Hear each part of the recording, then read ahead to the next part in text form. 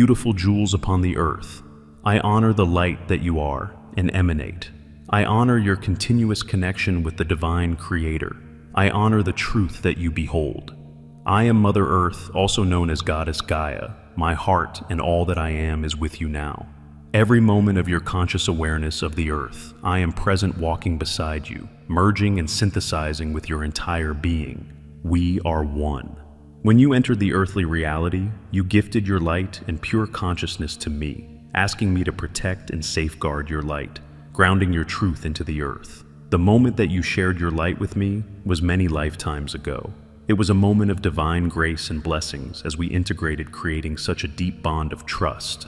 I honor and hold this sacred experience with you in my heart and soul. I will honor and safeguard your light until you are ready to release yourself from the cycle of reincarnation within the earthly reality. In our moment of connection, so long ago now, I also shared my light and consciousness with you as a gift. You hold this even now within your soul. My gift to you at that time was that I would always guide you in your pathways of exploration and discovery upon the earth. This promise still remains.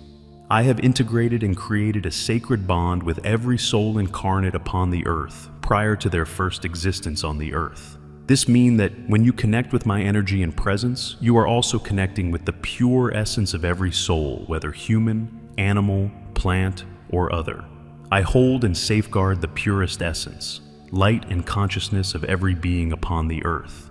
Your own light is so bright, expansive and rich with the truth of the Creator. Imagine embodying all that you are, and then embodying the equivalent level of truth of each being upon the earth.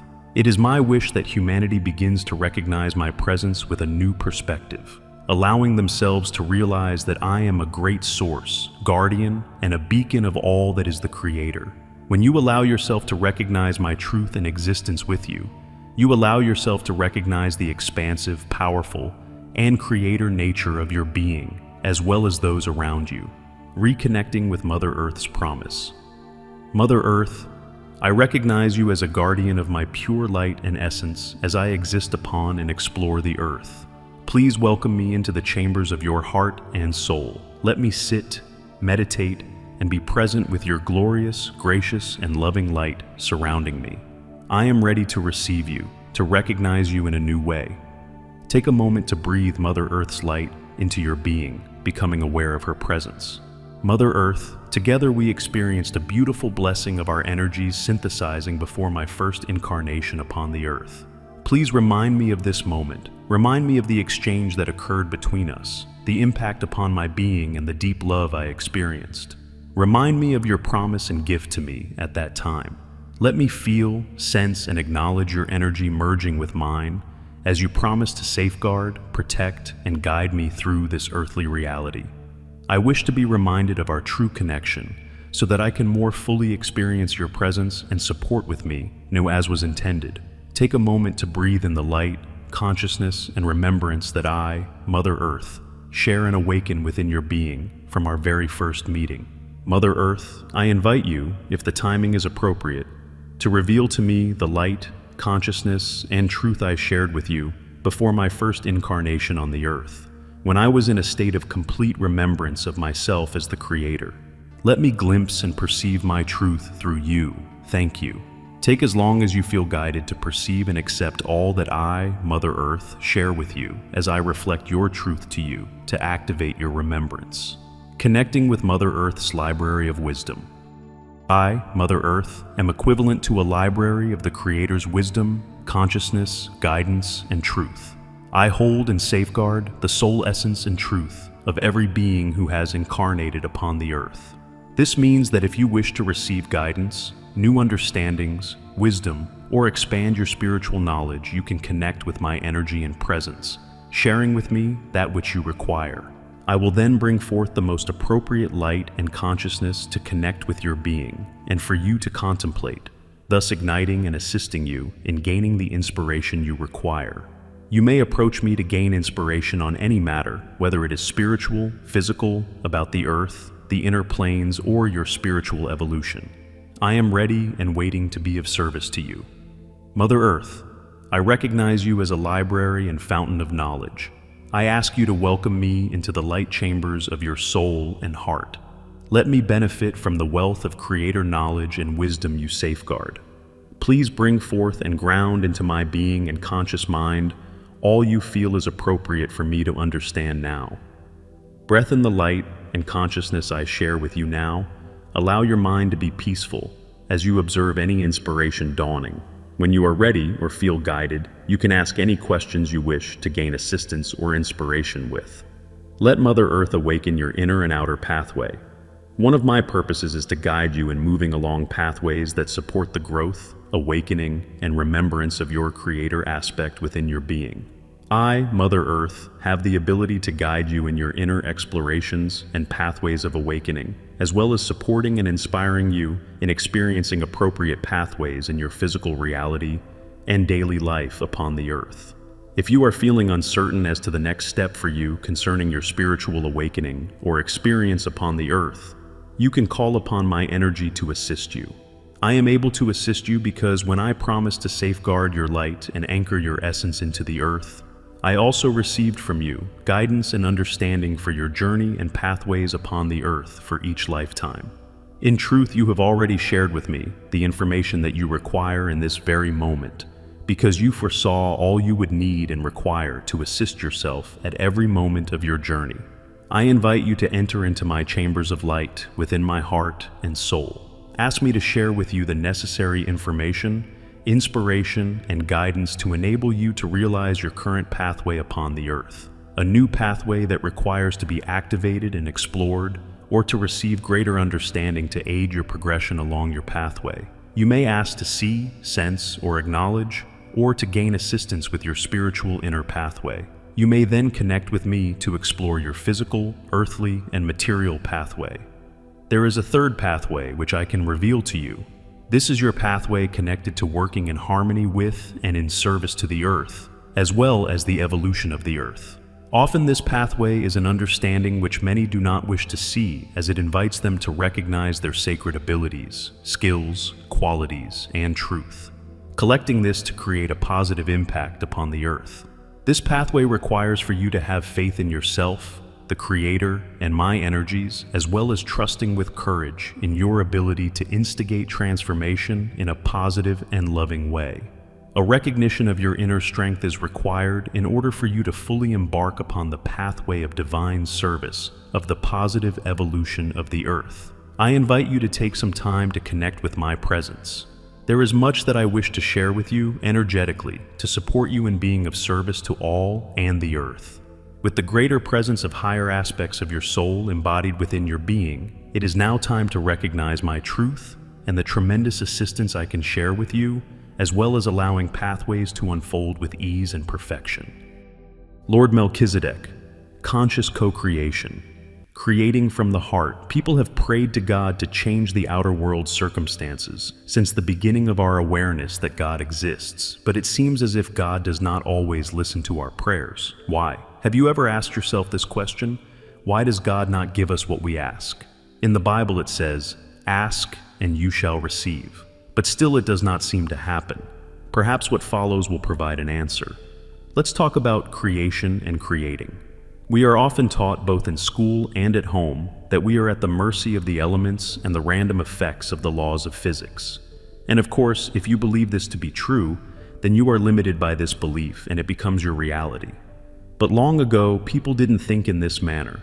They believed in a spiritual side to reality where the human spirit could change the outer reality by an inner intention. In the Isaiah Effect, Greg Braden reports on how in 194-7 archaeologists found a document near the Dead Sea Scrolls called the Isaiah Scroll. The ancient Isaiah Scroll describes how humans have the power to influence future possibilities and prophecies and to change the world around us from within us. Today, our technoculture thinks this is fantasy, but is it? If we cannot influence the present and the future, then everything Jesus said to us has to be false. Didn't Jesus perform incredible feats such as changing the molecular construction of water into wine? He even brought a person back from the dead and made him alive again. Modern science believes that these kinds of stories are just that, stories, for there is little in science that supports such ideas. Jesus said to us, I say unto you, he that believeth in me, the works that I do shall he do also, and greater works than these shall he do. So, what about the new children who are emerging all over the world? They are able to do the kind of things Jesus could do, and science has documented this in such prestigious and popular periodicals as Nature Journal and Omni Magazine. Scientists do not know how these children can create such amazing psychic phenomena, but they record that they are doing it. This is a fact. So, how does the sacred space of the heart fit in with all this? Before I can explain, we must first look at how the mind creates a miracle, and then compare this to how the sacred space of the heart does it, creating from the mind. Often when you pray to God for something you feel that is needed, nothing happens. The Isaiah effect makes it clear why that is so. The ancient scrolls say that any miracle begins with attention, or focus of the mind. You place your mind's attention on what it is you want to see happen. For example, let's say you want to heal yourself of a dreaded disease, and therefore focus your thoughts on healing this particular part of your body. Of course, that is not enough for anything to actually happen, but it is an essential step to begin the healing process. Conscious co-creation from the heart, connected to the mind. After the attention, you add intention. To continue our example, after you've placed your attention on the affected part of your body, you then have the intention of the disease going away. But this is not enough either. 3 other parts must be involved or nothing happens: the mental body, the emotional body, and the physical body. The mental body, or mind, must see the body part being healed. It must hold the image of the body part being completely healed and healthy, with nothing wrong at all. And it must know for certain that this healing either is taking place now or that it will take place over a specific time frame, depending on what you can accept. Can you accept an instantaneous healing, or does your belief pattern need more time? This knowing is essential, but still it is not enough.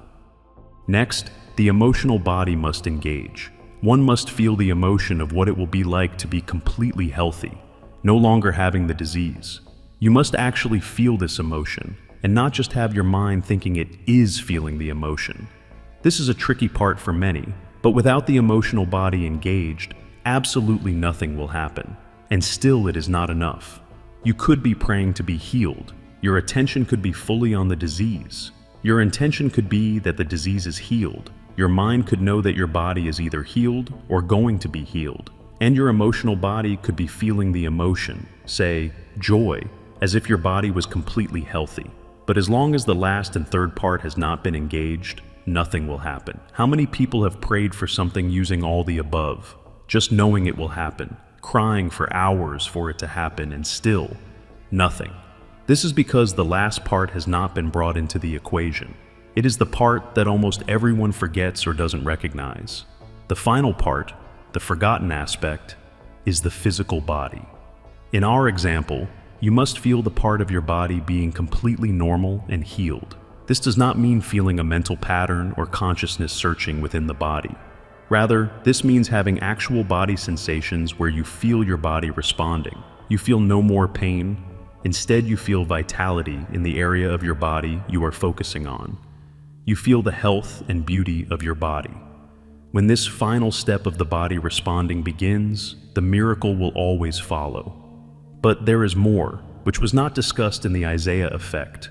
For what Thoth is saying is that when we create from the mind, we create both polarities of our intention. So, if we pray for peace, for example, we get both peace and war. This is exactly what we see in this world today.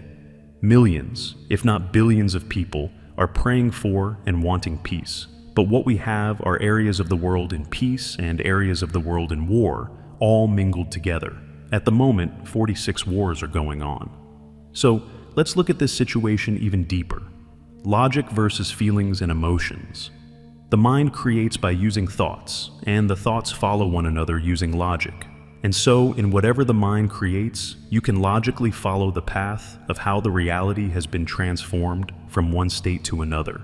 Even if it is a miracle, it still will have a logical sequence if you can find it.